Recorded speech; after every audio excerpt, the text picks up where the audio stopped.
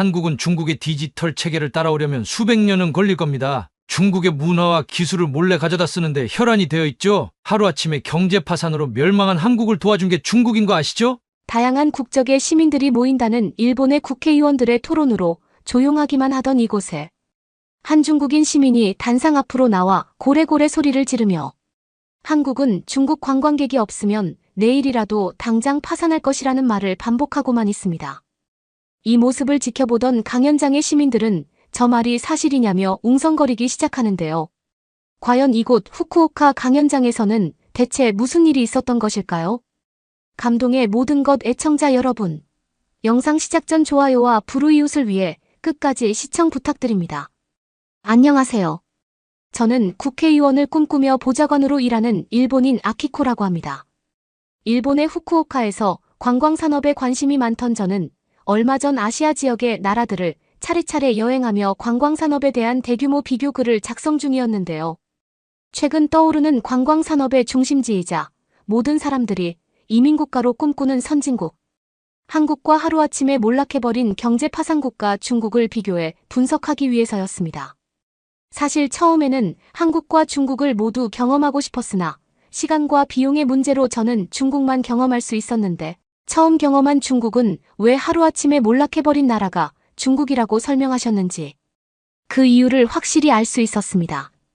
중국인들의 처참한 시민의식 때문인지 길거리에는 쓰레기들이 가득한 것도 모자라 저와 같은 외국인을 보면 제 가방이나 소지품을 훔쳐가려는 중국인들도 꽤 많이 보였고 심지어 관광산업에 대한 리포트를 작성하기 위해 중국의 유명 관광지인 상하이를 갔을 때에도 저와 같은 외국인을 무시하는 행동이나 호객행위가 너무 심했기 때문인데요. 그렇게 저는 저 대신 한국을 경험한 친구의 촬영 비디오와 제 중국 촬영기를 비교해 리포트를 작성했고 약 한 달 뒤 다양한 국적의 시민들이 모인 과제 발표 자리에서 중국과 한국을 비교하는 리포트의 발표를 기다리고만 있었습니다.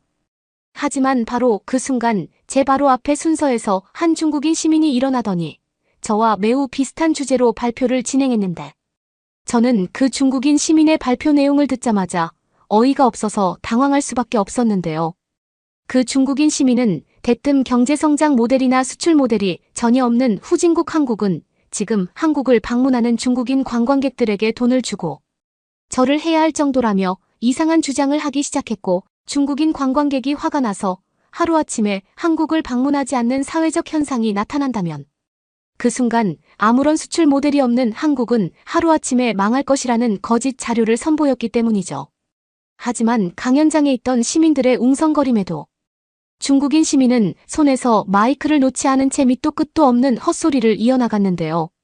지금 이 강연장에 있는 외국인 시민들은 아마도 한국의 실체에 대해 전혀 모르고 있을 것입니다. 심지어는 한국이 지금 전 세계에서 가장 잘 나가는 선진국이자 살기 좋은 나라라고 선동을 당했을 확률도 매우 높죠. 저는 이번 관광산업과 관련된 리포트를 주제로 자료를 조사하기는 했지만 이처럼 한국의 거짓된 이미지 메이킹에 속은 시민들의 정신을 차리게 하기 위해 오늘의 발표를 준비했습니다. 아마 다들 한 번씩 여행이나 이민은 무조건 한국으로 가라는 이상한 주장을 들어봤을 것입니다. 그렇다면 대체 왜 이런 거짓말이 대중화되고 있는 것일까요? 또한 심지어 정말 한국이 부유하고 살기 좋은 나라가 맞을까요? 저는 이 거짓된 해답을 찾기 위해 직접 한국을 방문했었습니다. 하지만 제가 방문한 단 일주일에 한국은 전혀 이런 모습을 보여주지 않았어요. 심지어 한국인들은 저와 같은 정말 부유한 국가의 출생인인 중국인은 처음 보는지 저를 보자마자 제발 1,000원이라도 달라며 공항에서부터 난리를 치더군요. 심지어 주위를 둘러보니 저와 같은 부유한 중국인들은 이러한 공항 노숙자, 한국인들을 안타깝게 여겨 한화 1만 원씩을 기부 형식으로 건네고 있었고 저는 그 모습을 보자마자 한국의 모든 것들이 거짓된 주장이라는 사실을 알아차릴 수 있었습니다. 결과적으로 지금 한국은 한국을 방문하는 부유한 중국인 관광객들이 없으면 국가적인 수출 모델이 전혀 없는 상황이며 돈을 벌 수 있는 국가적 경제수단이 전혀 없는 상태인데요.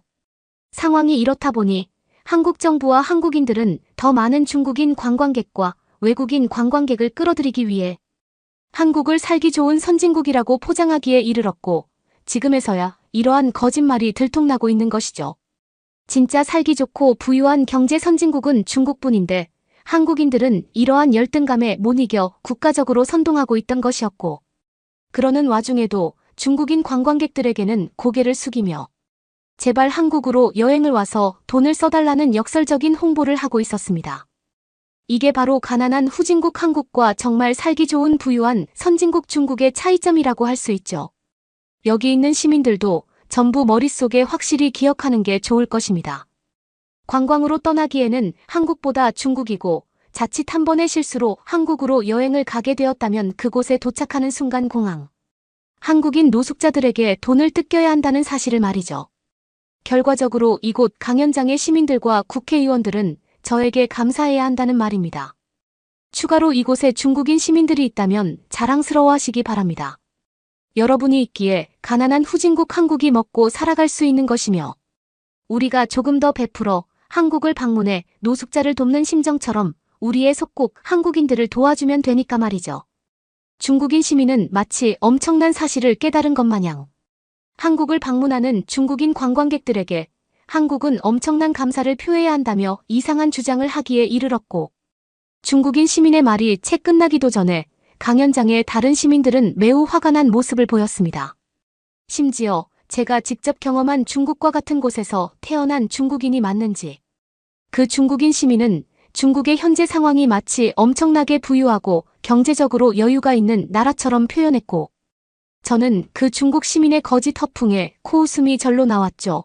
한국을 이미 방문하고 진짜 한국의 놀라운 상황과 실체를 알고 있던 다른 친구들은 그 중국인 시민에게 지금 내수 경제가 박살나버린 나라가 중국인 것은 알고 있냐면서 고래고래 소리를 지르기 시작했지만, 중국 시민은 그러한 소리는 일부러 무시하는 것인지 자신의 자리로 돌아가기만 하더군요. 그런데 바로 그 순간 상황을 조용히 지켜보시던 저희 국회의원께서 직접 입을 여셨습니다. 혹시 방금 발표를 진행한 중국 시민은 매년 수십만 명의 중국인들이 한국으로 일자리를 찾기 위해 떠나는 사실을 알고 있나요? 전혀 예상하지 못한 국회의원의 기가 막힌 질문에 중국인 시민뿐만 아니라 강연장의 다른 시민들도 헉하고 소리를 내고 말았고, 역시나 조금 전까지 의기양양한 모습을 보이던 중국 시민은 뭐가 그렇게 화가 나는지 씩씩거리는 숨소리만을 내고 있더군요. 국회의원은 다시 한번 대답이 없는 중국 시민에게 똑같은 질문을 건네셨고, 중국 시민은 이번에는 도저히 못 참았던 것인지 가난한 한국으로 중국인들이 경제봉사를 하러 가는 건데 그게 무슨 취업을 하기 위해 가는 것이냐며 이상한 해명을 하기 시작했습니다. 그리고 이어진 국회의원의 몇 가지 반박들에 한국 시민은 완전히 말문이 막히는 모습을 보이고 말았는데요. 시민은 지금 계속해서 중국인들이 한국으로 봉사를 하러 간다, 가난한 한국인들이 안타까워서 돈을 쓰러 한국으로 간다, 이런 소리를 하고 있는데 지금 수백만 명의 중국인 취업자들이 한국 회사로 가기 위해 얼마나 많은 노력을 하고 있는지 알고 있나요? 그리고 이러한 이유에는 중국이 완전한 경제 파산 국가로 확정되어 버린 문제와 더불어 중국의 최저임금, 즉 월급 자체가 너무나 작다는 큰 이유가 있죠. 만약 시민의 주장대로 중국이 한국보다 부유한 경제 선진국이었다면 굳이 한국으로 취업을 하러 갈 이유가 있을까요? 언어도 다르고 문화도 다르고 심지어 자신들의 속국이라고 생각하는 한국에게 고개를 숙이고 제발 한국 회사에 취업시켜달라고 빌어야 하는 상황인데도 말인데요. 즉 지금 중국 시민의 주장은 한국과 중국을 완전히 반대로 설명했다고 할 수 있습니다. 그리고 아마도 시민은 이런 처참한 중국의 현실과 우월한 한국의 현실을 이번 관광산업 파악 정보조사를 통해 다시 한번 확실히 확인을 했을 테죠. 어떤가요? 직접 처참한 중국의 경제 상황과 한국의 선진국 상황을 확인하니 이런 선동 발표를 하지 않고는 버틸 수 없던가요? 그리고 지금은 2024년 모든 산업이 디지털화되고 지구 반대편에 있는 사람이 휴대폰 하나로 반대편의 나라 상황을 알 수 있는 초고속 정보화 시대입니다. 당신의 주장이 정말 진실인지 확인하는 것에는 채 3분도 걸리지 않는다는 말이죠. 지금 제 휴대폰으로 인터넷 검색을 한번 해보겠습니다. 크게 검색을 할 필요도 없이 중국의 최저임금과 한국의 최저임금 정보만 확인하면 되거든요. 국회의원께서는 휴대폰과 강연장 화면을 연결하신 뒤 검색 시스템을 통해 한국과 중국의 최저임금을 비교하는 숫자를 직접 화면에 띄워 놓으셨고, 글 숫자가 화면에 나타나자마자 중국 시민은 한국 정부에게 넘어간 검색 기록 사이트에 선동 거짓 표기라며 울분 섞인 난리를 치기 시작했습니다. 놀랍게도 한국과 중국은 최저임금에서부터 거의 5배 정도의 차이를 보이고 있었고, 경제성장의 표준지표라고 할 수 있는 임금 상태를 보니 한국이 왜 인구수가 훨씬 많은 중국보다 뛰어난 선진국인지 한눈에 들어오더군요. 하지만 국회의원께서는 여기서 그치지 않고 그 중국 시민에게 그렇게 자신만만하다면 직접 단상 앞으로 나와보라며 지적하기에 이르렀고, 이어진 국회의원의 질문에 중국 시민은 완전히 넋이 나가고 말았습니다. 이곳에 있는 강연장 시민들은 어쨌든 관광산업과 관련된 토론을 듣는 시민들이니 제가 한국과 중국의 관광산업 실태를 여러 데이터로 비교해 보겠습니다. 아까 중국 시민은 중국인들이 한국으로 가서 관광을 즐기고 한국의 외화벌이 수출에 큰 역할을 한다고 했는데 정보를 확인하니 완전 거짓말이군요. 안타깝지만 한국을 방문하는 73% 이상의 중국인들이 중국에서의 취업 실패나 좌절을 겪고 한국에서 취업을 시도했던 통계가 나타나고 있으며 이것이 바로 중국의 처참한 국가파멸 실체라고 할 수 있습니다. 즉 지금의 중국인들은 오히려 지리적으로 가깝지만 더욱 뛰어난 선진국 한국이 없으면 아무런 경제 탈출구가 없다라는 설명이 되죠. 말 그대로 지금 대다수의 중국인들은 한국으로 건너가 1차원적인 노동 일을 하며 월급을 벌고 있다는 사실이며 그것만으로도 행복해하고 있다는 사실입니다. 전형적인 후진국 국가의 해외 도피 취업 데이터라고 할 수 있습니다.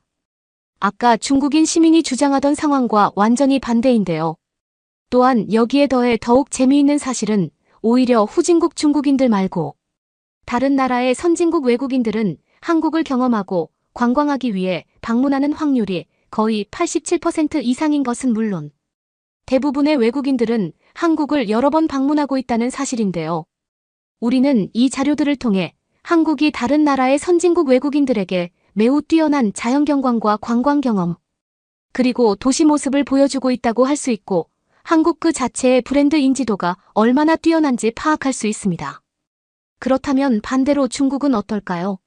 중국하면 대표적으로 떠올려지는 모습은 바로 길거리에서 화장실을 이용하는 모습과 다른 나라 사람들에게 폐를 끼치는 중국인들의 모습이라고 할 수 있겠네요. 심지어 이와 같은 사실은 중국인들이 더는 우리나라를 방문하지 않았으면 좋겠다는 일본의 통계 자료를 통해 다시 한번 확인할 수 있습니다. 즉 지금의 중국은 말 그대로 민폐국가 그 자체라는 말이며 한국에게 빌붙지 않고는 절대 자립할 수 없는 처참한 국가라는 사실이죠. 이제 한국과 중국의 현실적인 실체가 이해가 되나요? 중국 시민 많은 출생국가의 시민들을 만나왔지만 중국인 시민들은 매번 이와 동일한 모습을 보이니 그건 그거대로 실험 대상이라고 할 수 있겠네요. 국회의원의 간단명료한 발언이 끝나자마자 강연장의 시민들은 중국 시민을 향해 제대로 된 해명을 해보라며 손가락질을 하기 시작했고 저 또한 그러한 모습에 안타까움은커녕 저게 중국인들의 열등감적인 실체라는 생각만 들기 시작했습니다.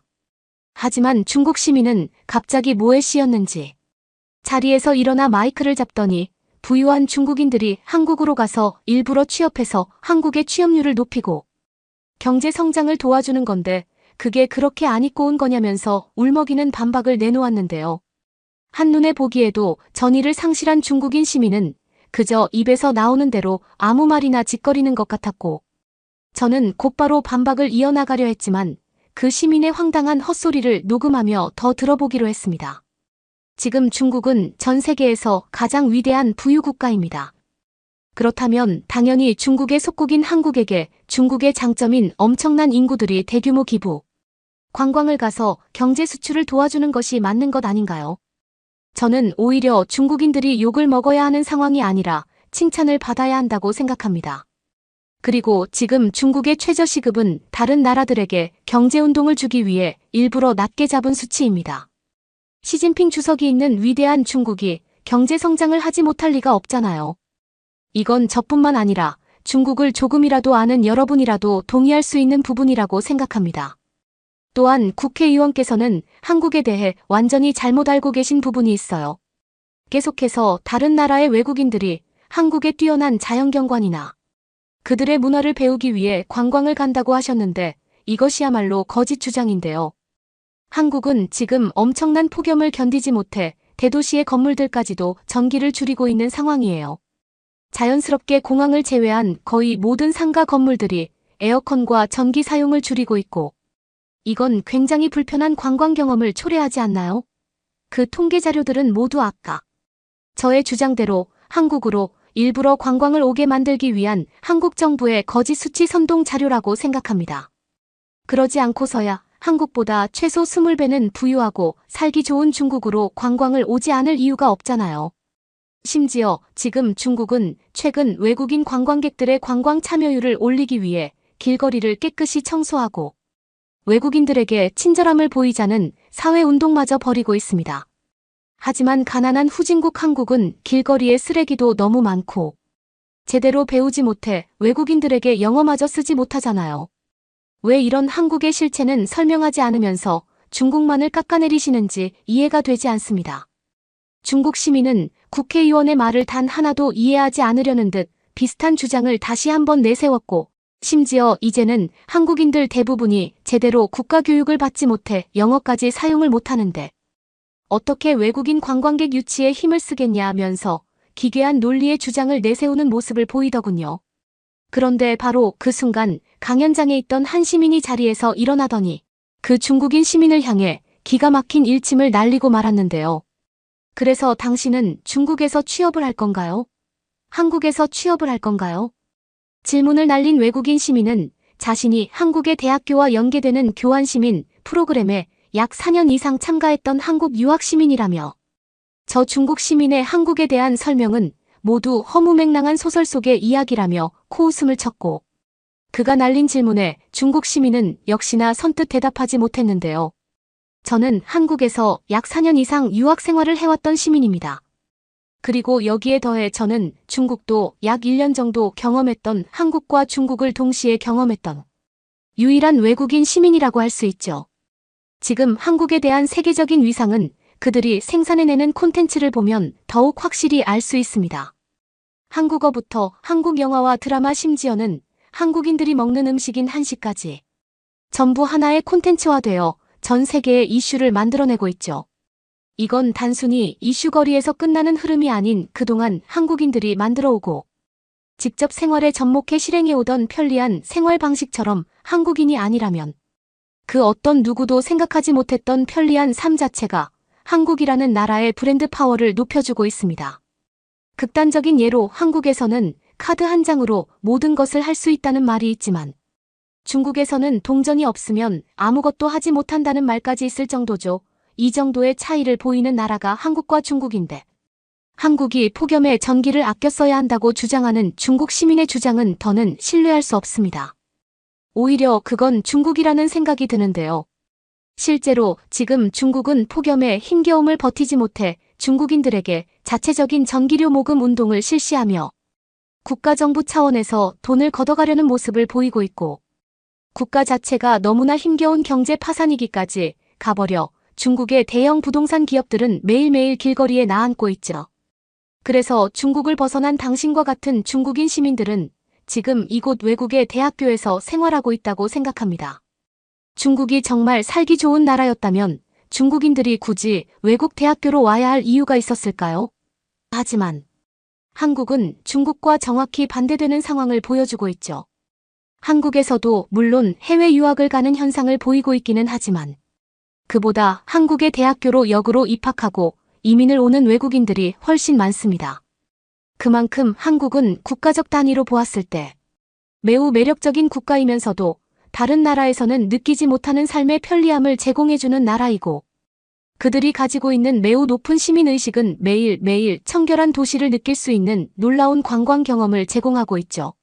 실제로 지금 한국에서는 공공장소에서도 휴대폰을 무료로 충전할 수 있고 낮과 밤을 가리지 않고 길거리를 돌아다니거나 배달 음식마저 자유롭게 먹을 수 있습니다. 이런 한국에서는 사소한 것들이 바로 우리가 머물고 있는 지금 일본과 중국에서는 절대 사소하지 않다는 것이 큰 문제이죠. 중국 시민은 지금이라도 이곳 강연장의 시민들과 국회의원에게 사과하고 중국의 처참한 현실을 알아차렸으면 좋겠네요. 당신이 그렇게 한국에 대해 거짓 발언을 하면서 선동작전을 펼쳐도 이제 속을 사람은 더는 없습니다. 그렇게 하지 않아도 한국은 이미 엄청난 인기와 위상이 오른 나라이고 모든 외국인들이 한국으로 관광이나 유학을 가거나 심지어는 이민을 하려는 꿈을 가지고 있으니까요. 외국인 시민의 발언에 강연장에 있던 다른 시민들도 저 말이 맞다 면서 동의하는 모습을 보였고 저는 그 순간 엄청난 충격을 받고 말았습니다. 실제로 한국을 경험해보지는 못했던 저였기에 한국이 저렇게나 많은 사람들에게 영감을 주고 사랑받는 선진국이었나라는 생각이 함께 들었고 과제를 조사하며 아무런 생각 없이 대신 중국으로의 관광산업 실태조사 여행을 선택한 제 자신을 되돌리고 싶었거든요. 그 후 저는 토론이 종료되자마자 한국행 항공 티켓을 끊어 한국으로 향했습니다. 인터넷으로 정보를 조사하던 한국의 모습도 물론 뛰어나기는 했지만 실제 처음으로 마주한 한국은 그 이상의 놀라운 모습을 보여줬는데요. 그 중에서도 제가 제일 놀랐던 것은 바로 한국의 길거리에서였습니다. 한국의 대표적인 음식을 먹기 위해 몇 가지 식당을 체크해 놨었던 저는 지도를 보며 해당 식당으로 향했지만 그 자리에는 난생 처음 보는 전자패드만이 덩그러니 놓여 있었기 때문이죠. 인기가 많았던 식당이라는 인터넷의 정보글과는 달리 가게 앞에는 단 한 명의 사람들도 보이지 않았고 저는 그 순간 강연장에서 들었던 한국에 대한 소문들이 전부 거짓이었나 라는 생각마저 들 정도였습니다. 그런데 바로 그 순간 저는 눈앞의 광경을 의심할 수밖에 없었는데요. 한 한국인 여성이 다가오더니 그 전자패드에 자신의 휴대폰 번호를 입력하고 무언가 체크를 한 뒤 심지어는 전자패드로 미리 메뉴를 고르는 믿지 못할 모습을 보여줬기 때문이죠. 그랬습니다. 한국은 엄청난 디지털 선진국인 이유 때문인지 사람이 많아 대기를 해야 되는 맛집. 가게들에는 이러한 전자패드를 입구에 설치해 원격으로 줄을 설 수 있는 시스템을 구축했던 것이었고 저는 난생 처음 마주하는 한국의 신개념 디지털 생활 방식에 말문이 막히고 말았죠. 전자패드의 예약 방식 덕분인지 굳이 가게 앞에서 땀을 흘리며 기다릴 이유도 없었고 심지어 그 시간에 카페를 가거나 다른 활동을 할 수 있어서 엄청나게 효율적이기까지 했습니다. 한국을 방문하기 전에 몇몇 한국 박사라고 불리던 친구들은 한국의 24시간은 일본의 48시간과 같은 효율을 보여준다고 했었는데 그 말이 한 번에 이해가 되는 순간이었죠. 놀라운 장면에 저는 곧바로 카메라를 들어 한국의 길거리 전자패드를 촬영해 제 SNS에 올렸고 역시나 저처럼 이러한 한국의 신개념 생활 방식을 처음 보는 외국인 친구들은 저건 대체 무슨 미친 아이디어냐며 당장 한국으로 가보고 싶다는 댓글이 달리기 시작했습니다. 제가 강연장에서 들었던 국회의원의 말처럼 한국은 제가 상상하던 것 이상의 효율적이고 편리한 도시적 선진국의 모습을 보여주고 있었고 이는 제가 아주 잠깐 경험했던 더러운 나라 중국과는 완전히 다른 모습이었죠. 그리고 바로 그 순간 저는 중국 시민이 강연장에서 왜 그렇게나 한국에 대해 열등감을 드러내왔는지 모든 상황이 이해되기 시작했습니다. 제가 직접 경험한 한국만 하더라도 중국이 무려 100년 이상을 더 개발해야 따라잡을 수 있을 정도로 한국은 이미 미래 국가의 모습을 보여주고 있었고 한국인들은 이미 이러한 부러운 삶을 너무나 평범하게 살고 있었기 때문이죠. 아마 제가 다시 일본으로 돌아가 토론 중 중국 시민을 발견한다면 그들의 선동 발언은 단 한마디로 제압할 수 있을 것 같네요. 한국은 중국인들이 100년을 노력해도 따라잡을 수 없는 기록적인 도시 모습을 이미 갖췄다고 말이죠. 구독과 좋아요 부탁드리며 사연자분께 전해드릴 댓글도 남겨주시면 전달해드리겠습니다. 그러면 더욱 감동적인 다음 사연으로 넘어가겠습니다. 도둑이야, 제발 좀 도와주세요. 방금 열차를 타고 갔어요. 제 물건들이 다 거기에 들어있어요. 제발. 한국의 지하철역에서 한 독일인 여성이 울부짖고 있습니다. 지하철에서 내리면서 소매치기를 당한 것인데요. 사람들에게 도와달라고 소리를 치고 나중에는 지하철 직원에게 울며 달려갑니다. 가방 안에는 여권, 핸드폰, 지갑 모든 것들이 들어있었다고 하는데요. 과연 그녀는 가방을 찾을 수 있을까요? 오늘은 독일 승무원 슈발라 씨의 이야기를 들려드릴게요. 안녕하세요. 제 이름은 슈발라예요. 저는 세계 여행가로 독일에서 태어났어요. 베를린의 번화한 거리에서 자란 어린 소녀 시절부터 저는 구름 위로 높이 날아올라 먼 여행지에서 모험의 스릴을 경험하는 꿈을 꾸었답니다. 운이 좋게도 저는 어린 시절의 환상을 흥미진진한 현실로 바꿀 수 있는 행운을 얻게 되었죠. 지난 5년 동안 저는 유로윙스 항공의 승무원으로 일했어요. 저희 항공사는 5개 대륙 100개 이상의 도시로 운항하고 있으며 그 덕분에 저는 지구상에서 가장 유명하고 화려하며 역사적인 장소들을 수없이 많이 방문할 수 있었어요. 만리장성을 따라 걷고 노르웨이 피오르드를 항해하고 코스타리카의 화산을 트레킹하는 등 다양한 경험을 할 수 있었어요. 하지만 버킷리스트에 있는 명소를 확인하는 것만이 전부는 아니었어요. 저는 세계 곳곳을 누비는 일상의 기쁨을 사랑하고 있어요. 저의 일반적인 일주일은 여러 차례 비행기를 타고 전 세계를 횡단하는 것으로 시작돼요. 두바이에서 출발해 반짝이는 고층 빌딩과 손바닥 모양의 섬을 지나면서 승객들에게 서비스를 제공하는 것으로 시작하곤 하지요. 10분. 경유 후 다시 베를린으로 향하는 약 10시간을 위해 이륙하죠. 독일 내 다른 지역이나 외국에서 온 관광객이 처음 방문했을 때 당황한 관광객을 잘 안내할 수 있다는 점에서 저는 제가 이런 다문화 국가 도시에서 자란 것이 행운이라고 생각해요. 다음 날에는 유럽으로 떠나기 전에 캐나다나 프랑스로 가는 단거리 여행에 배정될 수도 있죠. 경유지는 항상 그 자체로 모험이에요. 저는 공항에서 몰래 빠져나와 제한된 시간 동안 최대한 많은 현지의 정취를 만끽하려고 노력해요. 승무원들과 함께 관광을 하거나 가장 인기 있는 새로운 레스토랑을 방문하거나 최고의 쇼핑 명소를 찾기도 하지요. 어디를 가든 숨겨진 보석 같은 곳을 탐험하고 발견하는 것은 정말 활력이 넘친답니다. 물론 승무원으로서의 삶이 항상 화려하기만 한 것은 아니에요. 성질 급한 승객 비명을 지르는 아기 울퉁불퉁한 비행 시차 적응 문제도 해결해야 하죠. 하지만 저는 긍정적인 면에 집중하는 편이에요. 저처럼 모험을 좋아하는 다양한 문화권의 멋진 친구들을 사귀게 되는 것을 좋아하죠. 이제 전 세계의 예술 음식 음악을 감상할 수 있게 되었어요. 무엇보다도 여행이 마음을 열고 자신만의 방식으로 의미 있는 삶을 사는 모든 종류의 사람들이 있다는 것을 배울 수 있었어요. 여러모로 여행 덕분에 저는 더 열린 마음을 가진 사람이 된 것 같아요. 저는 꽤 보호받는 공동체에서 자랐고 부모님도 저를 다름을 받아들이는 사람으로 키우셨지만 다른 문화에 몰입해야만 저희 모두가 얼마나 비슷한지 깨닫게 될 수 있어요. 의복, 언어, 음식 등의 차이를 제거하면 기쁨을 찾고 가족을 부양하고 목적이 있다고 느끼는 등 결국 저희의 핵심 욕구는 동일하죠. 여행을 통해 진부하게 들릴지 모르지만 저희는 모두 같은 세상의 시민이라는 믿음이 더욱 확고해졌어요. 물론 문화적 차이를 느끼지 않는 것은 불가능해요. 바로 여기서 문제가 발생합니다. 자신에게 가장 익숙하고 편안한 것을 선호하는 것은 자연스러운 본능이니까요.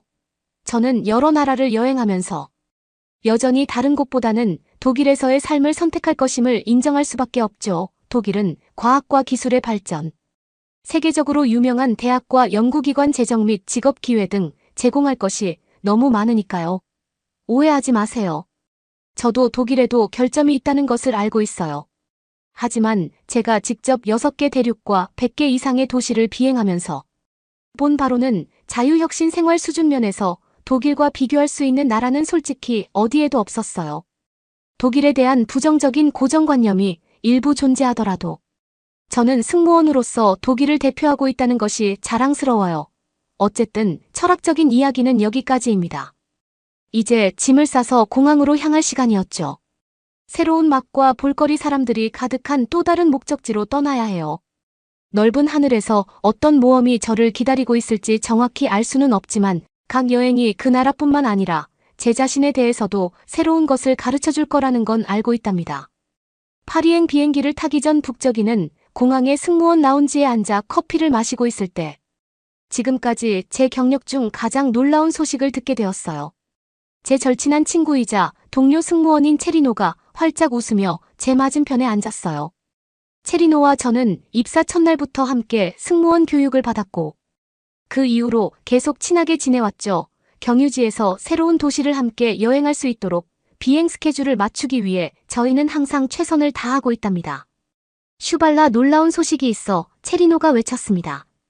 방금 서울로 전근을 수락했어. 이제 나는 다음 달에 떠나. 저는 커피에 질식할 뻔했습니다. 서울 대한민국 아예 그곳으로 옮긴다고 저는 믿기지 않는 표정으로 물었어요. 체리노는 열심히 고개를 끄덕였어요. 나는 어학 프로그램에 지원했어. 신입 한국인 승무원을 교육할 영어 원어민이 필요하대 3년 동안 근무하고 한국어 수업도 전액 제공된대. 그리고 마음에 들면 연장을 요청하거나 다른 회사 직무에 지원할 수도 있다고 하더라고. 이 폭탄 같은 발표를 받아들이는 동안 저의 머릿속이 빙글빙글 돌았어요. 체리노는 항상 항공사에서 국제선 장기 근무를 꿈꿔왔기 때문이죠. 하지만 전 세계 수많은 목적지 중에서 한국은 이상하게도 선택하기 어려운 곳이었어요. 한국에 대해 아는 바가 거의 없던 저에게 한국은 보수적이고 고압적인 사회로 보였기 때문이죠. 한국의 교육 시스템은 학생들이 출세를 위해 밤낮 없이 공부하는 등 끊임없이 경쟁하는 것처럼 보였어요. 가장 문화 역시 모든 사람의 설명에 따르면 끝없이 이어지는 일로 매우 가혹해 보였어요. 물론 한국에서 나오는 음식 음악 기술에 대해 좋은 이야기를 많이 듣기는 했지만 체리노가 이미 여행한 수많은 글로벌 도시를 제쳐두고 정말 그곳에서 살기로 결정할 수가 있을까요? 체리노 정말 확신해 저는 조심스럽게 물었습니다. 내가 얼마나 특별 임무를 원했는지 알지만 2년은 긴 시간이잖아. 특히 완전히 낯선 문화권에서 말이야. 서울에서는 평소처럼 외국인 친구들을 만날 수도 없을 텐데. 아니 나는 그 어느 때보다 확신에 차 있어 체리노가 자신 있게 말했어요. 이 프로그램에 지원하기 전에 많은 조사를 했어. 한국의 직장 문화는 우리가 익숙한 것보다 더 형식적이지만 놀라울 정도로 공동체적이고 팀 지향적이기도 해. 그리고는 음식밥 문화, 패션 트렌드 등 놀라운 에너지가 넘치는 활기찬 도시더라고. 저는 고개를 끄덕이면서도 체리노가 실제로는 어떤 일상이 펼쳐질지 현실적으로 생각하지 못하고 낭만적으로 생각하고 있는 건 아닌지 걱정이 되었어요. 그의 성격은 너무 느긋하고 즉흥적이어서 규율과는 정반대였거든요. 아시아에서 가장 규칙이 엄격하고 전통적인 사회에서 그가 정말 적응할 수 있을까요? 체리노는 제 의심을 감지한 듯했어요. 적응이 힘들 거라는 건 알아, 그가 말했어요. 하지만 때로는 과감한 결단을 내려야 할 때도 있어. 나는 독일 도시를 오가는 일상에 너무 익숙해져 버렸어. 승무원으로서 우리는 운이 좋게도 새로운 곳을 접할 수 있는 직업을 가지고 있잖아. 우리는 익숙한 곳을 벗어나야 할 의무가 있다고 봐. 난 그게 바로 성장하는 방법이라 생각해. 저는 그 논리에 이의를 제기하지 않았어. 체리노는 항상 대담하고 모험적인 스타일이었으니까요. 5년 동안 전 세계를 횡단하는 동안 이국적인 음식을 먹어보거나 외국어 기초문구를 배우자고 저를 설득한 것도 체리노였어요. 이런 경험을 받아들일 수 있는 사람이 있다면 바로 체리노뿐이기는 했죠. 하지만 저는 걱정이 앞섰습니다. 그래도 이곳에서의 생활이 그리워지지 않겠어. 가족 친구 좋아하는 레스토랑과 독일 문화 전반은 말할 것도 없고 한국은 익숙한 모든 것에서 너무 멀리 떨어져 있잖아. 정말 모든 것을 뒤로하고 떠날 준비가 된 거야. 제가 계속 물었어요. 체리노는 아쉬운 표정을 지었어요. 물론 고향 생활의 일부가 그리울 거야. 그가 말했습니다. 하지만 때로는 새로운 시작이 필요하니까 세상을 바라보는 새로운 관점 말이야. 나는 안락함에서 벗어나지 못하는 사람이 되고 싶지는 않아. 아직도 세상에는 탐험할 곳이 많으니까. 저는 그렇게 확신하지 못했어요. 체리노가 서울에서 보고 싶은 명소와 한국어 실력 향상에 대해 신나게 이야기하는 동안 제 마음은 이상했어요. 물론 체리노는 제가 존경하는 호기심과 모험심을 가지고 있었지만 그는 독일 문화와 가치관에서 완전히 분리돼야 한다는 부분을 충분히 이해하고 있었을까요? 생각을 거듭할수록 저는 체리노의 선택을 더 깊이 이해하지 못할 거라는 것을 깨달았어요. 독일에서는 무엇이 부족해서 그가 다른 곳에서 소속감을 찾게 되었을까요? 글로벌 항공사 승무원으로서 저희는 여행의 문화적 즐거움과 함께 독일의 기쁨과 편리함을 경험할 수 있을 만큼 운이 좋았는데 말이죠. 체리노는 그 특권을 당연하게 여기고 있었던 걸까요? 저는 남은 대화 내내 이런 회의적인 생각을 속으로 되뇌었어요. 체리노는 분명히 과감한 결정에 확신을 가지고 있었어요. 비행기로 떠나기 전 저와 작별 포옹을 나누면서 저는 그가 자신이 무엇을 하고 있는지 알고 있기를 바랬어요. 저희는 1년 후 휴가 기간에 제가 서울을 방문하기로 잠정적인 계획을 세웠어요. 바퀴 달린 여행 가방을 들고 뒤뚱거리는 체리노의 뒷모습을 보면서 저는 묘한 기분이 들었습니다. 체리노를 형제처럼 사랑했지만 과연 한국이 체리노에게 진정한 집으로 느껴질 수 있을지 진심으로 의심스러웠죠. 고개를 절레절레 흔들며 저는 제 숙소로 향했어요. 이 임무는 체리노에게 힘든 여정이 될 것이라고 저는 확신했습니다. 하지만 지금으로서는 지구 반바퀴 떨어진 곳에서 응원하는 것밖에 제가 할 수 있는 일이 없었죠. 체리노가 서울에서의 새로운 삶을 위해 뉴욕을 떠난 지 거의 1년이 지났어요. 영상통화와 문자로 계속 연락을 주고받았지만 한국이 얼마나 놀라운 곳인지에 대해 이야기하는 그의 소식은 제게 공허하게 들렸죠. 열정적인 그의 얼굴에서 스트레스와 피로의 흔적이 느껴졌기 때문입니다. 하지만 그를 탓할 수는 없었어요. 체리노가 인스타그램에 올린 사진들은 네온 사인이 가득한 초현대적인 도시가 독일의 라이프스타일과는 동떨어진 것처럼 보였으니까요. 이국적인 음식, 알아들을 수 없는 언어, 낯선 사회적 신호와 관습은 체리노에게 상당한 문화적 충격이었을 거예요. 그 사이 저는 유로윙스 항공을 위해 독일의 주요 도시를 오가는 편안한 일상에 안착해 있었어요. 새로운 목적지에 대한 설렘도 좋았지만 저는 독일 생활에 익숙한 안락함으로 정기적으로 돌아가는 것도 좋았어요. 그러던 어느 날 미국의 경유지에서 항공사로부터 아시아 지역 책임자를 만나고 싶다는 요청을 받고 깜짝 놀랐어요. 활주로가 내려다 보이는 미니멀한 회의실에서 저는 독특한 임무를 제안받고 한 번 더 놀랄 수밖에 없었죠. 유로윙스 항공의 아시아 지역 확대로 인해 서울에서 신입 승무원 교육을 담당할 경력직 독일인 승무원이 필요하다는 것이었어요. 교육생들이 영어 능력과 국제 서비스 표준을 습득할 수 있도록 3년간 배치될 예정이었죠.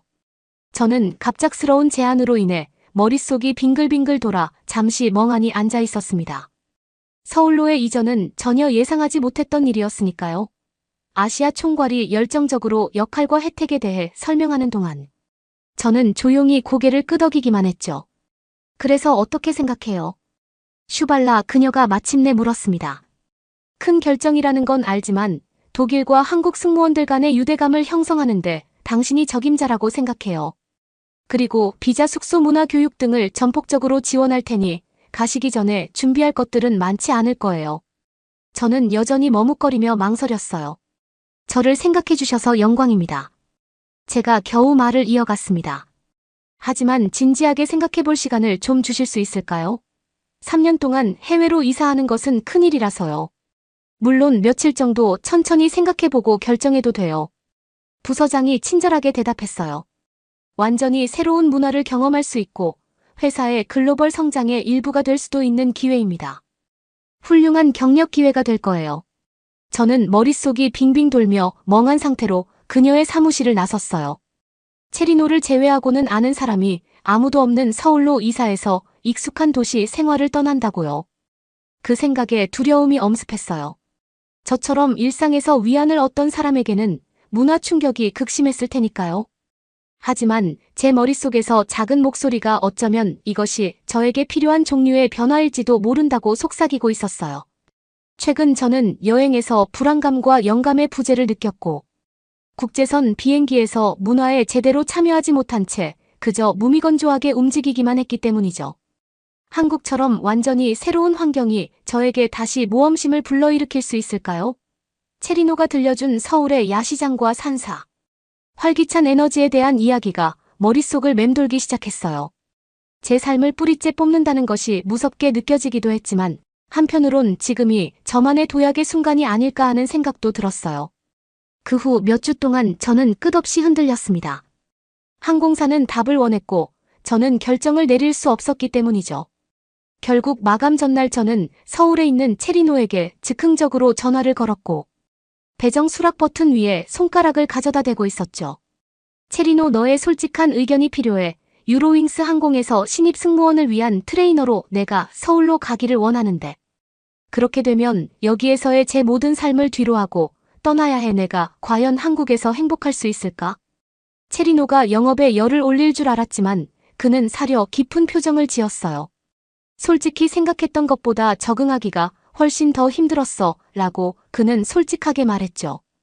위계적인 문화 적응해야 한다는 압박감 등 스스로의 방식을 찾아야 해 하지만 동시에 내 시야는 내가 꿈꿔왔던 것보다 훨씬 넓어졌어 라고 그는 말했어요. 저희는 장단점을 비교하며 30분 더 이야기를 나눴어요. 마지막에 체리노가 마지막으로 남긴 말은 다음과 같았습니다. 망설이고 있다면 기회를 잡아 최소한 인생 경험이라도 쌓을 수 있잖아.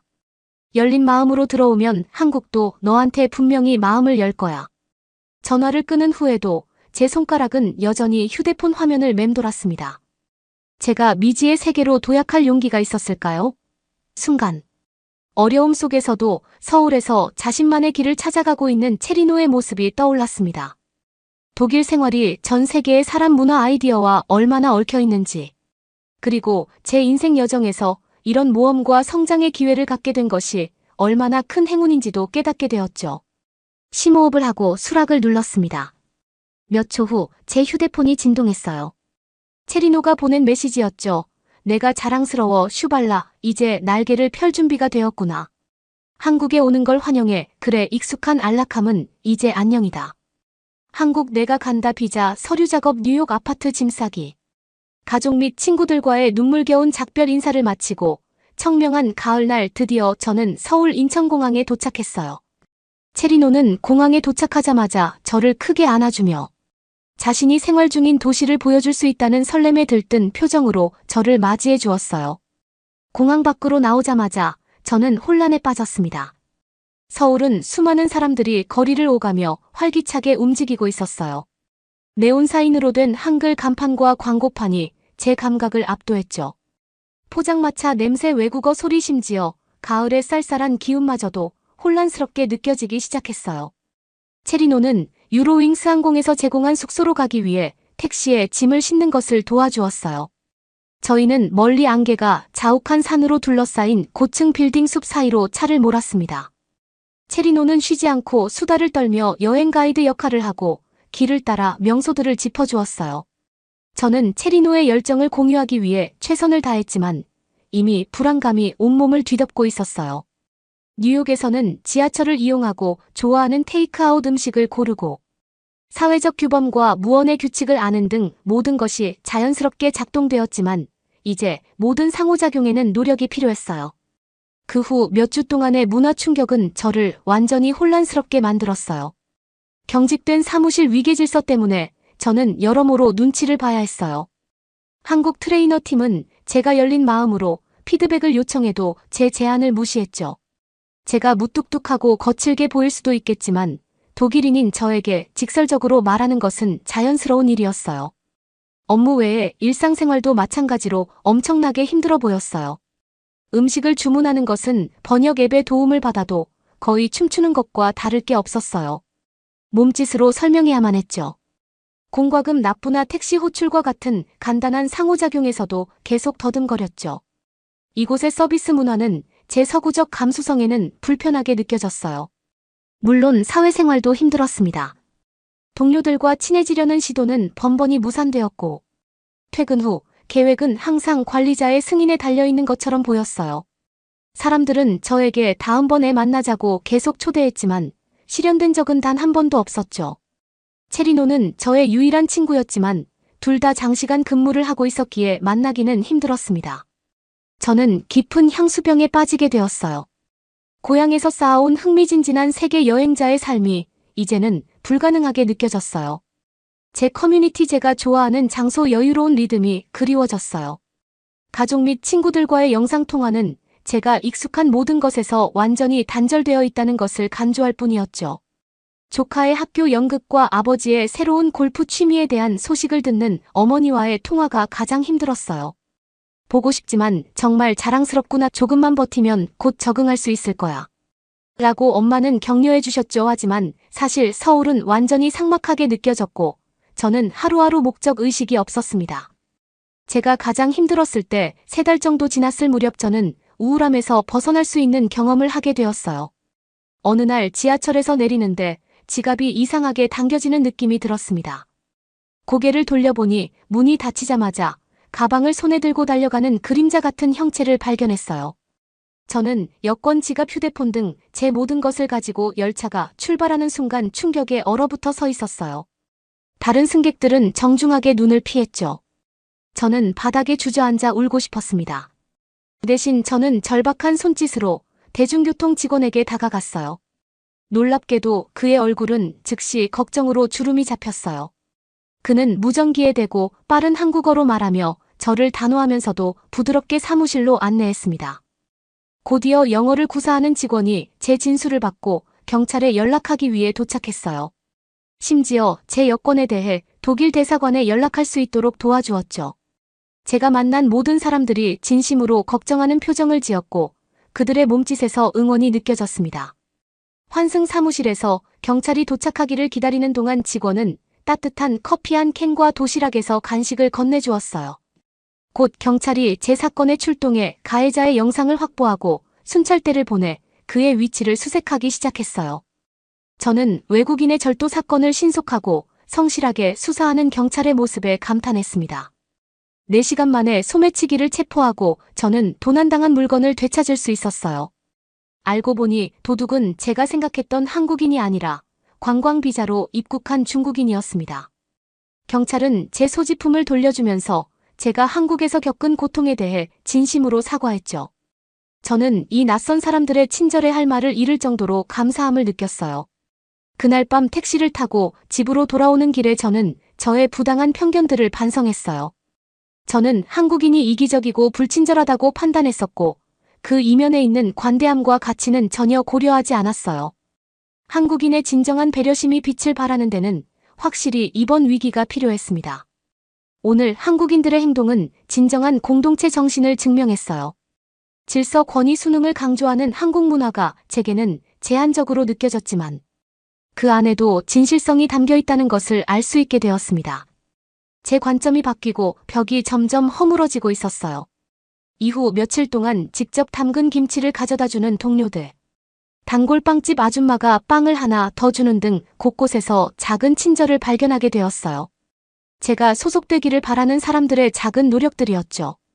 체리노와의 저녁 식사에서 저는 한국을 제대로 이해하려는 노력 없이 불평만 했던 저의 잘못을 고백했어요. 체리노는 새로운 사람이라면 누구나 적응하는데 어려움을 겪게 되어 있어 라고 친절하게 말했어요. 하지만 열린 마음을 유지하는 것이 중요해. 서울에서는 삶이 빠르게 움직이니까. 그 안에서 스스로의 리듬을 찾기만 하면 돼. 저는 몇 주가 지나면서 제 자신이 그렇게 되기 시작했음을 느꼈어요. 세탁소 아줌마들과 함께 언어 연습을 하고 베테랑 직원들로부터 직장 내 위계 질서에 대한 조언을 얻게 되었죠.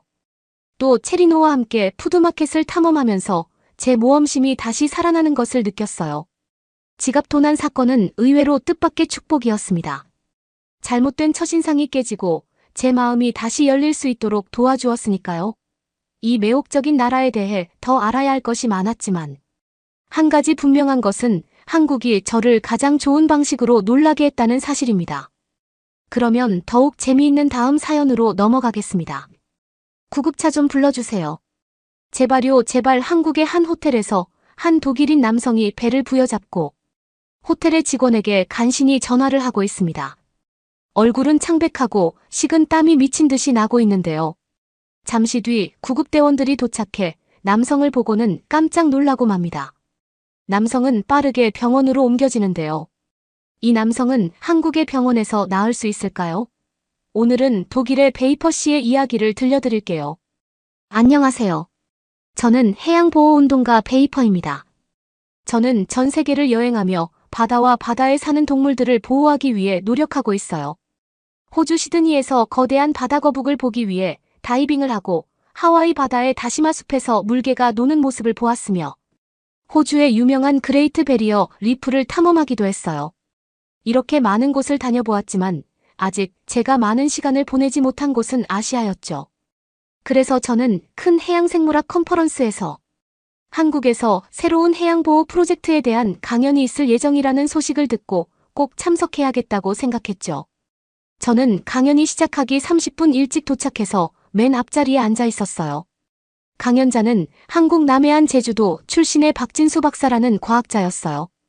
박진수 박사는 한국 바다에서 발견되는 놀라운 생물 다양성에 대해 이야기하며 강연을 시작했어요.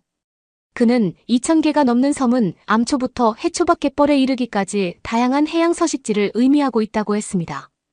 그는 플랑크톤의 먹이가 되는 영양분이 유입되도록 도와주는 한반도 주변을 소용돌이치는 주요 해류가 표시된 지도를 보여주었어요. 그리고 그는 일본과 한국 사이의 바다는 차가운 북쪽 바다와 따뜻한 남쪽 바다가 섞이는 곳이라고 설명해 주었습니다. 이 혼합바다는 12,000여 종의 생물을 지원하는 환경을 조성해 주었죠. 다음으로 그는 제주도 앞바다에서 진행 중인 대규모 산호 복원 프로젝트에 대해 이야기하기 시작했어요. 저는 아시아와 바다라고 하면 항상 일본과 중국을 먼저 떠올렸기 때문에 꽤 놀랐어요. 하지만 박진수 박사가 보여준 숫자는 정말 인상적이었습니다. 예를 들어 작년에 손상된 산호초의 재성장을 위해 12,000개 이상의 산호 조각을 이식했어요. 산호는 석회암 골격을 만드는 작은 동물로 산호 조각들이 모여 산호초를 형성했습니다. 새로운 해양보호구역을 조성한 이후 지난 3년 동안 어류 개체수가 21% 증가했습니다. 이는 해양 생태계가 더 건강해졌다는 좋은 신호이죠. 그들은 위성 데이터를 사용하여 조류 번성이나 육지로부터의 오염 유출 등을 모니터링하며 이를 통해 수질에 대해 선제적으로 대응할 수 있도록 노력하고 있었어요. 박진수 박사가 이야기를 더 많이 할수록 저는 더 많은 관심을 갖게 되었어요. 정말 획기적인 일이라는 것이 분명했기 때문이죠. 저는 한국의 해양생물과 보존에 대해 제가 아는 게 별로 없다는 걸 깨닫게 되었어요. 저는 한국이 해양환경 보호에 앞장서지 않는다고 생각했던 것 같아요. 하지만 제가 틀렸어요.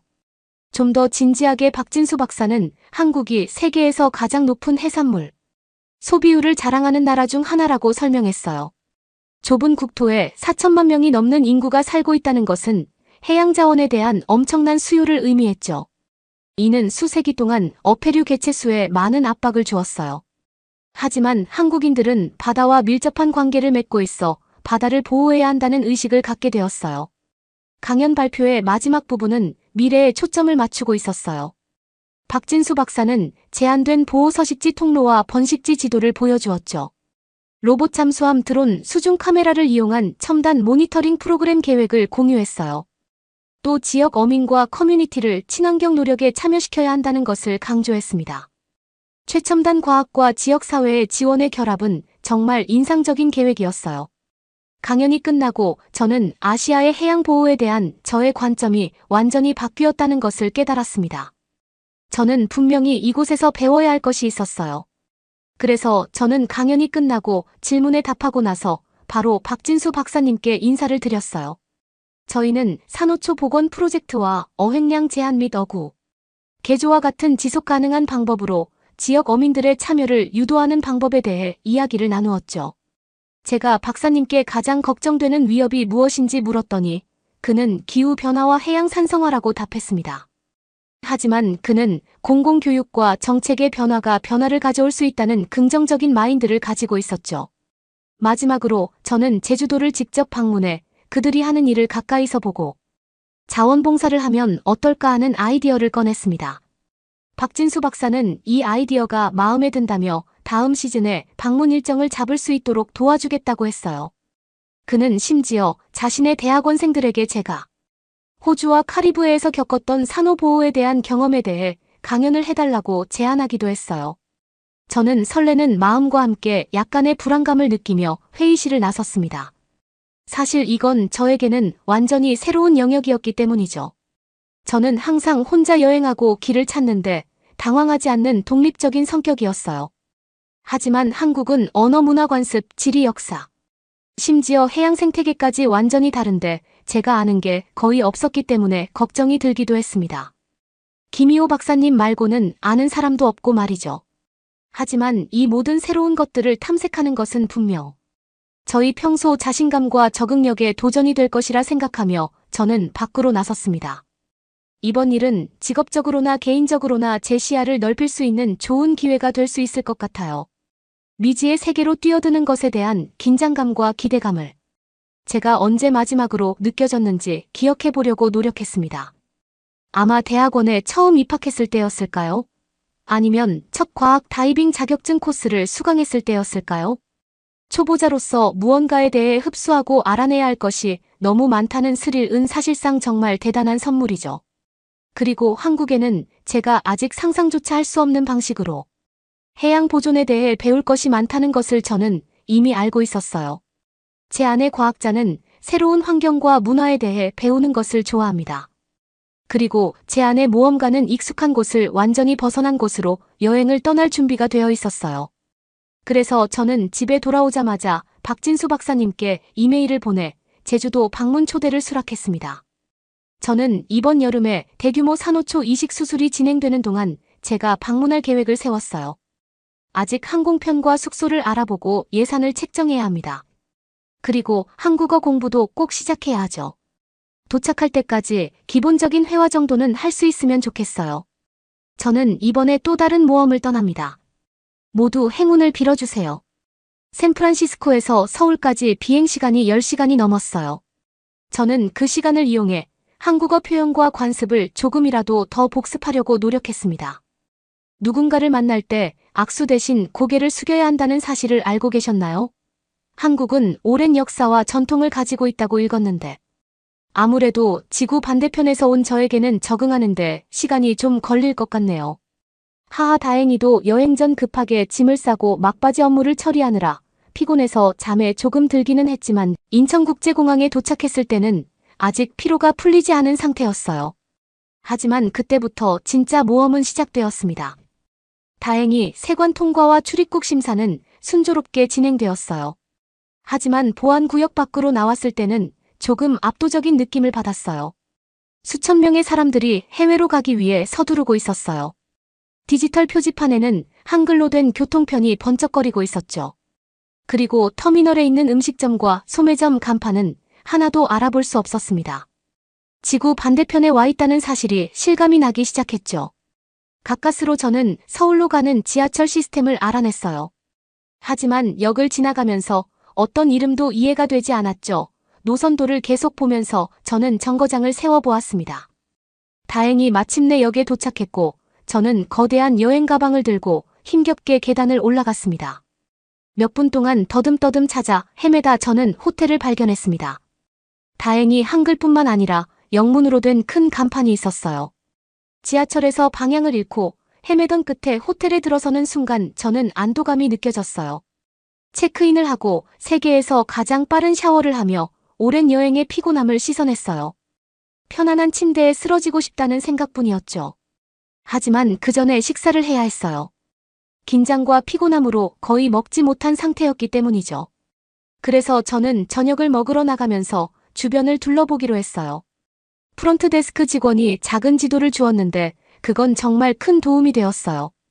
저는 관광 안내소와 대형 백화점 같은 장소 몇 군데를 골랐어요. 왠지 모르게 벌써 프로가 된 기분이 들었답니다. 호텔 근처 거리를 돌아다니며 창문 너머로 김이 모락모락. 나는 국물과 지글지글 고기를 굽는 작은 식당을 구경했어요.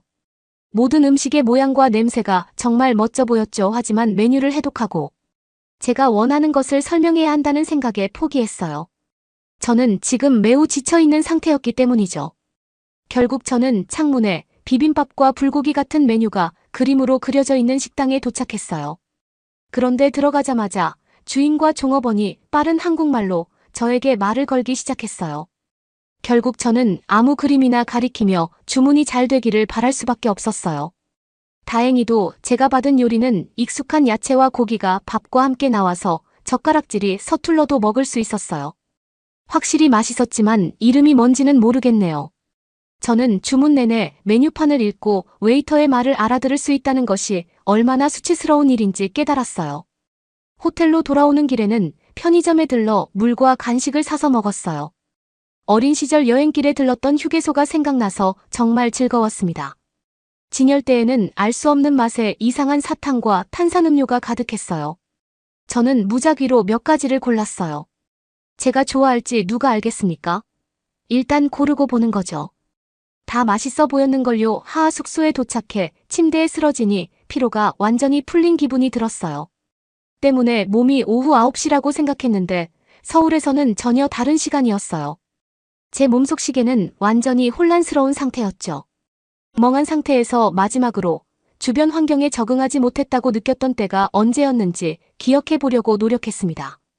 아마 대학 신입생이 되어 처음으로 집을 떠났을 때였을 겁니다. 오늘 하루 종일 제 몸에는 시차 적응과 문화 충격이 겹쳐 다가온 것 같아요. 10시간의 긴 숙면의 시간 후에 저는 조금 나아진 기분으로 잠에서 깨어났어요. 저는 방에 있는 작은 주방에서 아침 식사로 계란을 스크램블했어요.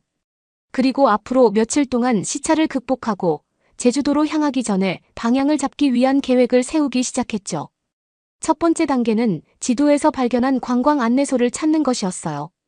다행히도 지하철역 바로 앞에 있었죠. 친절한 안내원 아주머니는 독일인 관광객을 안내해주는 것을 매우 반겨주는 분이셨어요. 그녀는 경복궁과 전통 가옥이 있는 북촌 한옥마을과 같은 주요 명소를 가리키며 서울 지도를 표시해 주셨습니다. 그리고는 그날 오후에 제가 도보 투어를 신청할 수 있도록 도와주기도 하셨죠. 가이드 투어는 스트레스를 덜 받으면서 도시를 흡수할 수 있는 좋은 방법이라고 생각했어요. 투어는 정말 환상적이었어요. 가이드는 왕궁 사찰 성문시장에 대한 역사적인 세부 사항을 재미있게 설명해 주었어요. 저는 한국 문화와 전통에 대해 많은 질문을 했죠. 물론 한국어라 모든 것을 이해하기는 조금 어려웠지만 다행히 가이드는 매우 인내심이 많았어요. 다른 관광객들은 캐나다, 프랑스, 브라질 등지에서 다양하게 온 사람들이었어요. 덕분에 그들의 눈으로 서울을 보는 것도 재미있었어요. 투어가 끝나고 저는 지하철을 한 번 더 타보기로 했어요. 이번에는 호텔로 돌아가는 길의 방향을 한 번만 틀렸어요. 세상에나 저의 빠른 적응력에 스스로 뿌듯함을 좀 느꼈어요. 하하, 저는 호텔 근처에서 테이크아웃 프라이드 치킨과 맥주를 사서 먹었어요. 와우, 치킨은 놀라울 정도로 바삭하고 맛있었어요. 물론 제가 엄청나게 배고픈 상태이기도 했지만 이 음식은 정말 완벽한 한 끼. 식사로 손색이 없었다는 것은 독일에서 온 제가 보장할 수 있습니다. 저는 그 다음 며칠도 비슷한 일상을 보냈어요. 여러 동네를 돌아다니며 산책을 하고 남대문 시장의 노점상을 둘러보고 호텔 근처의 레스토랑을 찾아다니기도 했죠. 또한 국립박물관에서 한국의 역사와 해양생물에 관한 책을 읽으며 시간을 보내기도 했어요. 점차 서울에 익숙해지면서 저는 지하철 표지판을 해독하고 간단한 음식을 주문하는 방법을 배워나갔습니다. 한국어로 인사하고 감사의 인사를 건네는 모든 과정들이 작은 승리처럼 느껴졌죠. 마침내 시차 적응이 끝났을 때는 정말 안도감이 들었습니다. 어리둥절하고 아무것도 모르는 관광객이 아니라 드디어 호기심 많고 관찰력이 뛰어난 평소 제 모습이 된 것 같았어요. 물론 아직도 배워야 할 것이 엄청나게 많다는 건 알고 있으니 걱정하지 마세요. 자만하는 것은 아니라고요. 하지만 처음 며칠 동안의 지친 기운을 뒤로하고 홀로 제 기능을 빠르게 회복한 것만으로도 축하할 만한 성과이지 않나요? 아니라면 죄송합니다. 어쨌든 이 모든 경험은 제주도를 위한 훌륭한 준비 과정이었어요. 그곳에서는 완전히 새로운 풍경과 문화 언어를 접하게 될 테니까요. 적어도 지금은 제 초보자의 마음이 다시 열정으로 불타게 되었어요. 물론 실수도 하고 헤매는 일도 셀 수 없이 많겠지만 반면에 놀라운 모험이 될 것이라는 것도 저는 알 수 있었습니다. 제 내면의 탐험가가 다시 일어나 이제는 재충전하고 뛰어들 준비가 되었어요. 우와, 서울에서의 한 주가 순식간에 지나갔어요. 어느새 저는 다시 짐을 싸서 공항으로 향하고 있었어요. 이번에는 제주도로 가는 비행기였죠.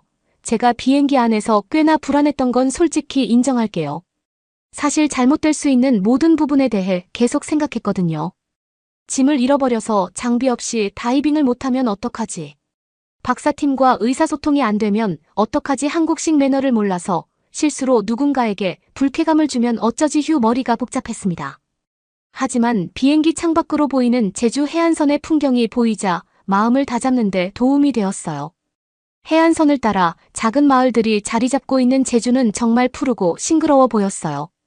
수정처럼 푸른 바다 수면 바로 아래에는 수마일에 달하는 산호초들이 보였습니다. 숨이 굳을 뻔했어요. 확실히 제주를 한국의 하와이라고 부르는 게 당연하네요. 제주에 도착하자 고윤정이라는 팀원이 어서 오세요. 알렉스라고 적힌 커다란 팻말을 들고 저를 맞춰주었어요. 그녀는 성산마을 근처에 있는 제가 묵을 연구시설로 가는 택시를 잡아주었죠. 연구소는 해변가에 있는 작은 건물 캠퍼스에 있었어요. 도착했을 때 박진수 박사와 몇몇 대학원생들이 식당에서 저를 맞이해 주었어요. 따뜻한 환영을 받은 후 그들은 트윈 침대와 책상, 복도 끝에 있는 공용 화장실이 있는 소박한 방으로 저를 안내해 주었어요. 호화로운 리조트 생활은 아니었지만 바다의 경치가 이를 보상해 주었죠. 다음으로 오리엔테이션을 위해 저는 연구실로 향했습니다. 다른 연구원들이 자기소개를 했고 저는 모든 이름을 정확하게 발음하기 위해 최선을 다했죠. 박진수 박사는 오염과 표백으로 훼손된 인근 산호초를 복원하는 연구에 대해 설명하기 시작했어요. 발표에서 산호초를 되살리고자 하는 그의 열정이 느껴졌습니다. 설명 중 가장 불안했던 부분은 다이빙 안전 수칙에 대한 설명이었어요. 허가를 받기 전에 연습 수조에서 장비와 기술을 시연해야 했기 때문이죠. 고향에서는 이런 일이 당연하게 여겨졌을 겁니다. 하지만 모든 사람이 지켜보고 있고 영어로 된 지침이 어눌해서 많이 저는 더듬거렸어요. 차분하게 각 단계를 기억하기 위해 정말 집중해야 했죠. 결국 시험은 통과했어요. 정말 다행이었죠. 긴 하루의 여행과 오리엔테이션을 마치고 저는 잠에 들었어요. 다음 날 아침 저는 슈트를 입고 한국 바다에서 실제 다이빙을 하러 나섰습니다. 열대바다에 몸을 담궜을 때는 정말 놀라운 기분이었어요. 머리 위로 햇살이 파도 사이로 반짝이며 제 거품이 수면 위로 올라가고 있었죠. 몇 미터 내려가자마자 저는 이 산호초가 특별하다는 것을 알 수 있었어요. 다양한 생명체들로 가득했거든요. 줄무늬 물고기들이 지나갔고 성게 말미잘 산호 카펫이 그 아래를 가득 채우고 있었어요. 제가 가까이 헤엄치면 흰 동가리떼가 아내놈에서 튀어나왔어요. 그리고 뿔처럼 생긴 산호들이 서로 겹겹이 쌓여있는 산호초 구조 자체도 놀라웠죠. 그 다음 일주일 동안 저는 제주도 곳곳에서 다이빙을 했습니다. 각각의 장소가 이전보다 더 장관처럼 보였어요. 희귀한 갑각류가 바위에 달라붙어 있는 수중 속을 헤엄쳐 다녔어요. 더 깊은 바다에서는 마치 떠다니는 파이프 기관처럼 보이는 검은 산호 위를 유영하기도 했죠. 그리고 해안 근처에서는 파도에 흔들리는 해초와 다시마로 이루어진 수중 정글을 탐험했어요.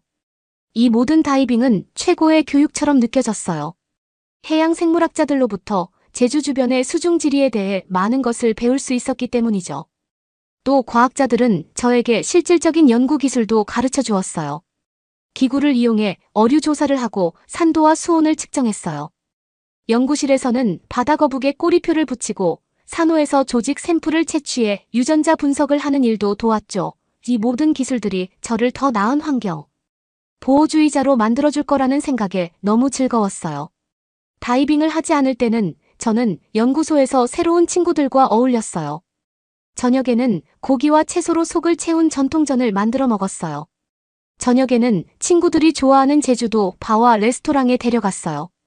매콤한 국물에 삶은 문어와 해산물이 들어간 해물찜과 칼칼한 매운탕 같은 새로운 요리를 먹어볼 수 있었죠. 저희는 밤늦게까지 이야기하고 농담을 주고받으며 이야기를 나누었어요. 언어의 장벽에도 불구하고 저는 모두에게 환영받는 느낌을 받았어요. 주말은 섬을 탐험할 수 있는 자유시간이었어요. 저는 산에 올라 계곡에서 풀을 뜯는 야생마를 보러 가기도 했어요. 또 해변과 절벽을 따라 몇 마일을 걸으며 해안 경치를 감상하기도 했죠. 그리고 제주시의 시장과 카페를 돌아다니며 맛보기도 했어요. 물론 감귤 와인부터 오메기 떡까지 와우 새로운 기념품들도 많이 살 수 있었죠. 마지막 주말에는 연구소 팀과 함께 보트를 타고 작은 섬으로 피크닉을 갔어요. 저희는 스노클링을 하며 햇살을 만끽했습니다. 그리고 매콤한 돼지갈비와 채소를 구워 먹었죠. 식사 후 야외에 앉아 소주를 마시며 완벽한 만족감을 느꼈던 기억이 납니다. 정말 완벽한 낭만과 해방감을 느낄 수 있었어요. 마치 20대 초반이 된 기분이었다고나 할까요? 하하 새로운 친구들과 석양을 바라보며 이 마법 같은 시간이 끝나지 않기를 바랄 정도였죠. 하지만 그 다음 주 저는 떠나야 할 시간이 되었어요. 마지막 다이빙에서 저는 산호 조각을 산호초에 이식하는 작업을 도와야 했죠.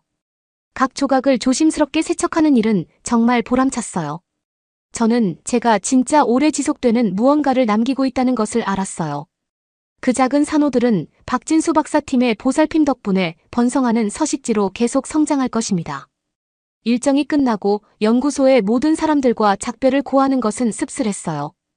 저희는 함께 열심히 일했고 진정한 유대감을 형성했기 때문이죠.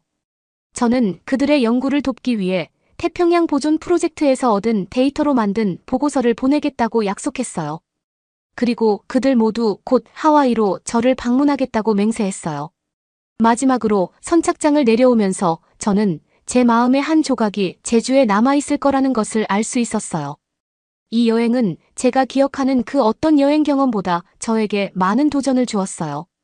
문화 충격도 심했고 어색한 실수도 많이 했죠. 하지만 돌이켜보면 그 불편한 순간들이 저에게 가장 큰 가르침을 주었어요. 세상을 보는 다양한 시각을 넓히는 데 도움이 되었죠. 그리고 인내심, 개방성, 겸손을 연습하게 해주었습니다. 해양 생물부터 사람들까지 한국의 해양 세계는 저를 놀라게 했어요. 제가 배운 모든 것을 바탕으로 더 나은 연구자이자 환경보호 운동가가 되고 싶어요. 이것은 한국의 모든 것에 대한 저희 교육의 시작에 불과했습니다. 언젠가 이 마법 같은 곳에서 더 많은 모험을 하기 위해 저는 꼭 다시 돌아올 것입니다. 제주도에서 놀라운 몇 주를 보낸 후 서울로 돌아왔을 때 저는 하와이로 돌아가기 전에 서울을 더 둘러보고 싶다는 생각이 들었어요. 하지만 먼저 푹신한 침대와 따뜻한 샤워가 필요했습니다. 연구소의 허름한 숙소는 현대적인 편의시설을 갈망하게 만들었거든요. 다행히도 제가 서울에서 예약한 호텔은 온라인에서 봤을 때 정말 멋져 보였어요. 천장부터 바닥까지 내려오는 통창 옥상 수영장, 넓은 스위트룸 등 몇 주 동안 트윈 2층 침대에서 잠만 자던 저를 위해 모든 것을 다 갖추고 있는 호텔이었죠. 가격 때문에 숨이 막혔지만 그만한 가치가 있다고 스스로 자기 합리화를 좀 했습니다. 깔끔한 대리석 로비에 들어서자마자 마치 여행에 온 듯한 기분이 들었어요. 제 다이빙 장비와 세탁물이 가득 담긴 더플백이 우스꽝스러워 보일 정도였죠. 리셉션 직원이 완벽한 영어로 친절하게 인사를 건네며 46층에 있는 제 방으로 저를 안내해 주었어요. 숙소 내부는 정말 고급 아파트처럼 놀라웠어요. 저는 행복한 춤을 추며 샌들을 벗고 욕실 욕조를 확인하러 달려갔어요. 도시가 내려다 보이는 욕조에서 오랫동안 뜨거운 물에 몸을 담그고 나니 천국에 온 것 같았어요. 저녁으로 룸서비스를 주문하고 가운을 입고 웅크린 채 대형 TV의 채널을 돌렸어요. 이렇게 편안하고 호사스러운 기분을 느낀 게 언제인지 기억이 나질 않네요. 거위털 베개가 있는 킹사이즈 침대는 저를 편안하게 감싸주었습니다. 한국 여행을 마무리하는 완벽한 방법이었어요. 확실히 사람은 즐길 때는 즐겨야 한다는 것이 맞는 것 같아요. 그렇게 저는 완벽하게 행복한 상태에 빠져 잠이 들었죠.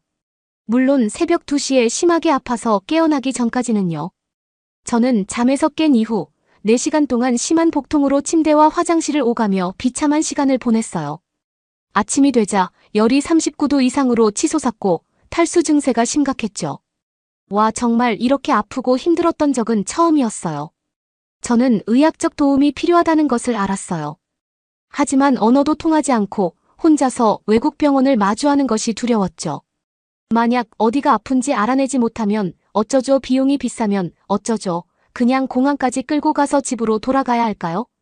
하지만 경련 때문에 고통이 몇 배가 되고 말았어요.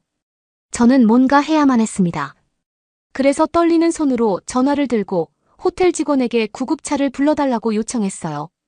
일어나거나 물을 마시려고 할 때 어지러움이 너무 심했어요. 맞아요. 후회하는 것보다 안전한 게 낫죠. 건강이 최고입니다. 곧 문을 두드리며 구급대원들이 도착했어요. 제복을 입은 친절한 두 남자가 들것과 의료 가방을 들고 들어왔어요. 저는 그들의 질문에 대답하려고 애썼지만 서로의 말을 알아듣는데 어려움을 겪을 수밖에 없었어요. 그들은 제 바이탈을 측정하고 놀란 표정으로 들것을 가리키며 손짓을 했습니다. 하지만 전원 걷기에는 너무 힘이 없었기에 들려갔죠. 구급차를 타고 서울 시내를 달리는 것은 정말 비현실적이었습니다. 창밖으로 보이는 아름다운 동네 풍경이 고열로 인해 흐릿하게 보였어요. 저는 의식을 유지하는 데에만 집중했습니다. 병원에서는 저를 검사실로 데려가 링게를 연결해 주었어요. 정신을 잃은 상태에서도 간호사들이 얼마나 효율적이고 세심하게 환자를 돌보는지에 대해 놀랐습니다. 그들의 침착한 능력 덕분에 제 불안감이 조금은 가라앉고 있었죠. 당직 의사는 제한된 영어로 무슨 일이 일어나고 있는지 최선을 다해 설명해 주었어요. 제가 이해하기로는 그들은 먼저 심한 탈수 증상을 치료하기 위해 수액과 메스꺼움에 대한 약물을 투여했으며 오염된 음식이나 물로 인한 감염이나 기생충 등 원인을 파악하기 위해 더 많은 검사를 진행해야 한다는 것이었어요. 의사의 차가운 손길과 차분한 어조는 제가 끔찍한 경련을 이겨낼 수 있도록 도와주면서 공포를 진정시켜 주었습니다. 그 후 몇 시간 동안 간호사가 와서 바이탈을 확인하고 수액을 놔주러 오는 동안 저는 불안한 잠에 빠졌다가 깨기를 반복했어요. 어느 순간 의사가 걱정스러운 표정으로 돌아왔습니다. 검사 결과 서양인에게는 거의 발견되지 않는 위험한 박테리아가 저에게서 발견되었다고 말했죠. 낯설게 들리긴 했지만 그 의미는 분명했습니다. 박테리아가 제거될 때까지 병원에 입원해야 한다는 것이었죠. 저는 너무 기진맥진하고 메스꺼워서 다시 기절하기 전에 간신히 알겠다고 대답했어요. 얼마 후 정신을 차렸을 때 병원이 저를 개인 병실로 옮겼다는 사실을 깨달았습니다. 욕실 거울에 비친 제 모습을 보니 창백하고 땀에 흠뻑 젖어 헝클어진 머리가 마치 물에 빠진 사람처럼 보였어요. 화려한 호텔에서의 휴가를 상상했던 것과는 전혀 다른 모습이었죠. 나약한 저는 그저 그 상황에 체념했습니다. 의료진은 그들이 무엇을 하고 있는지 알고 있었어요. 저는 그저 그 과정을 믿어야만 했죠. 간호사가 문을 열고 들어와 밝은 인사를 건네자 저도 미소를 지을 수 있었어요. 그녀의 따뜻한 태도에 이 낯선 곳에서도 제가 보살핌을 받고 있다는 느낌을 받게 되었습니다. 그 후 며칠 동안 훌륭한 병원 직원들의 간호를 받으며 건강을 되찾을 수 있었어요. 약물치료, 수액, 건강검진, 죽과 같은 부드러운 식사로 하루 일과를 보냈죠. 제가 다시 부드러운 음식을 먹을 수 있게 되었을 때 간호사는 함께 기뻐해 주었어요. 제가 가장 좋아했던 것은 미역국, 마치 보약 같은 고소한 국물이었죠. 의사들은 감염이 줄어들고 간 수치가 호전되고 있다는 소식을 전해줄 정도로 영어를 구사해 주었어요. 휴식과 금주라는 의사들의 엄중한 경고도 분명하게 전달되었죠. 간호사들은 항상 침착하고 인내심을 가지고 설명해 주었기 때문에 검사 결과는 더 이상 저를 당황하게 만들지 않았습니다. 비록 언어가 통하지는 않았지만 숙련된 간호사들의 손길에 안심할 수 있었거든요. 또한 보다 따뜻한 치료를 받았습니다. 물리치료사는 매일 저와 함께 복도를 걸으며 제가 계속 움직일 수 있도록 도와주었어요. 제가 어지러울 때는 제가 다시 제자리를 찾을 때까지 든든하게 받쳐주었죠. 다른 때는 제가 거의 기절할 때까지 어깨와 팔을 마사지해주기도 했어요. 간단한 손길에도 그런 따뜻함이 전해졌어요. 그 긴 시간 동안 저의 유일한 동반자는 책과 한국 대중가요를 틀어주는 작은 라디오뿐이었어요. 지루함이 극에 달했을 때 저는 복도를 돌아다니며 다른 환자들에게 손을 흔들기도 했어요. 비록 많은 이야기를 나눌 수는 없었지만 그런 친근한 교류가 제 기분을 좋게 해주었죠. 저는 소박한 인간관계의 순간을 소중히 여기는 법을 배울 수 있었어요. 마침내 한 달처럼 느껴졌던 일주일이 지나고 퇴원해도 좋다는 연락이 왔습니다. 마지막 혈액검사와 간 스캔 결과도 정상으로 나왔죠. 식욕도 돌아와서 새끼를 든든하게 먹을 수 있을 정도였어요. 날 음식과 술을 피하면서 천천히 회복해야 했지만 최악의 상황은 지나갔어요. 미닫이 문을 열고 나오면서 저는 스테이션 뒤에 모여있는 간호사들에게 마지막 인사를 하고 손을 흔들었어요. 수분 보충부터 죽 먹이기 외로울 때 제 손을 잡아주는 것까지 성심성의껏 돌봐준 간호사들에게 정말 많은 빚을 졌어요. 이런 따뜻하고 숙련된 의료진이 없었다면 제 생명을 위협하는 투병 생활은 매우 다르게 끝났을지도 모릅니다. 그들의 전문성, 효율성, 따뜻함은 저를 놀라게 했고 영원히 한국에 감사하게 만들어 주었어요. 호텔로 돌아오는 길에 저는 새로운 감사를 느끼며 지나가는 도시의 풍경을 바라보았습니다.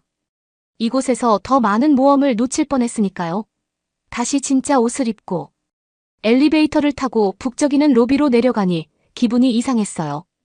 호텔은 일주일 동안에 저희 실종에 놀라지 않은 듯 따뜻하게 저를 맞이해 주었습니다. 저는 의사의 회복 지시에 따라 호화로운 숙박을 며칠 더 연장하는데 기꺼이 동의했죠. 방으로 올라가서 샤워를 하고 옷을 갈아입었습니다. 시원하고 깨끗한 침대로 미끄러져 들어가면서 저는 안도감에 휩싸였습니다. 드디어 모든 스트레스와 긴장이 풀리면서 눈물이 뺨을 타고 흘러내렸습니다. 저는 멍은 들었지만 살아있었어요. 곧 저는 다시 국수 한 그릇을 먹고 붐비는 시장을 거닐고 서울타워에서 해넘이를 보며 건배를 할 수 있을 것 같았죠. 마음은 감사함으로 넘쳐났습니다. 이제 막 알기 시작한 이 매력적인 나라에서 더 머물 수 있다는 사실이 정말 달콤하게 다가왔어요. 저는 많은 경험을 통해 저에게 많은 것을 느끼게 해준 이 나라를 떠나고 싶지 않다는 생각을 하며 잠이 들었습니다. 여러분은 어떻게 보셨나요? 응원과 격려의 한마디씩을 댓글로 남겨주시기 바랍니다. 사연자분들에게 전달해드리겠습니다. 실제 사연 제보를 받고 있습니다. 채택되신 분께는 작은 선물도 보내드리고 있습니다. 저희의 사연이 여러분의 하루에 작은 힘이 될 수 있었으면 좋겠습니다. 감동적인 사연을 주변 분들과 이야기 나눠보세요. 더욱더 좋은 영상으로 다시 찾아뵙겠습니다.